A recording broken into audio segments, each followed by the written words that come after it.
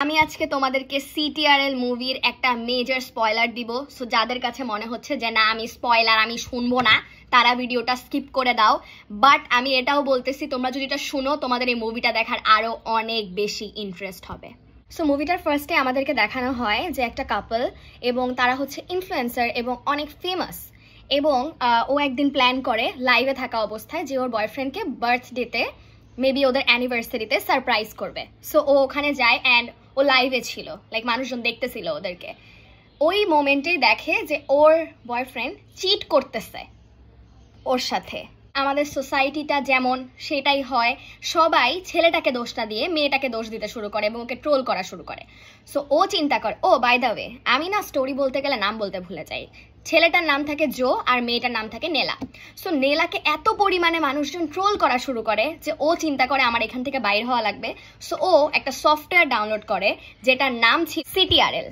So এখানে যেটা হয় সেখানে হচ্ছে একটা এআই অ্যাসিস্ট্যান্ট থাকে যে নেলার ফ্রেন্ড হিসেবে অ্যাপিয়ার করে, এবং ও একটা এআই অ্যাসিস্ট্যান্ট এবং ও নেলাকে হেল্প করে যে তুমি এখন এটা করো, তুমি এখন ওটা করো।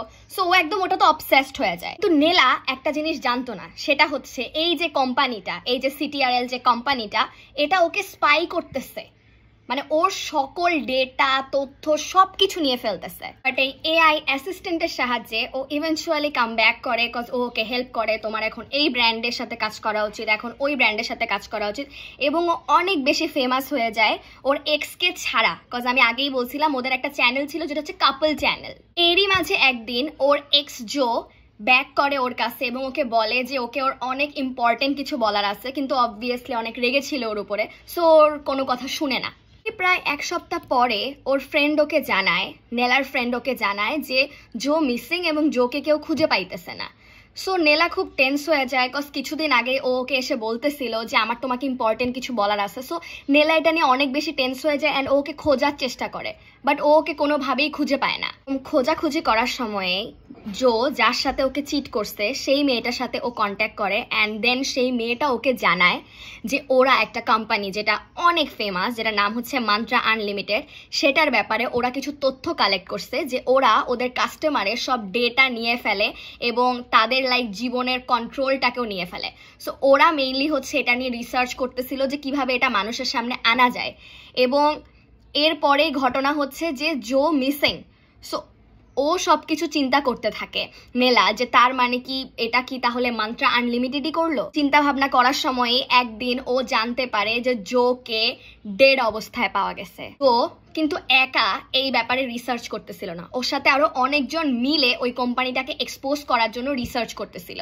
সো ওরই আরেকটা টিমমেট থেকে জানতে পারে যে জো ওর মারা যাওয়ার আগে একটা ভিডিও বানাইছে যেখানে ও মান্ত্রা আনলিমিটেড যে কিভাবে মানুষের সব তথ্য কালেক্ট করে মানুষের জীবনকে কন্ট্রোল করা ট্রাই করতেছে সেটার ব্যাপারে, মানে ও পুরো একটা ভিডিও বানায় যে এরপরে যদি কোনো অবস্থায় আমাকে পাওয়া যায় তাহলে এর জন্য মান্ত্রা আনলিমিটেড দায়ী।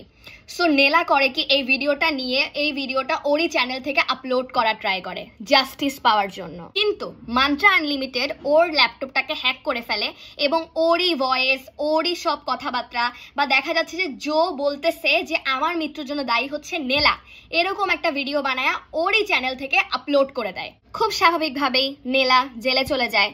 বাট কিছুদিন পরে মান্ত্রা আনলিমিটেড ওকে বুঝায় যে দেখো আমাদের সাথে তুমি কখনোই পারবা না, আমাদের কাছে অনেক টাকা পয়সা আছে। সো এগুলা বলে ওকে ওর কেস নিয়ে ফেলতে বলে এবং ওকে বলে যে আমরা তোমাকে বেল করাই দিব।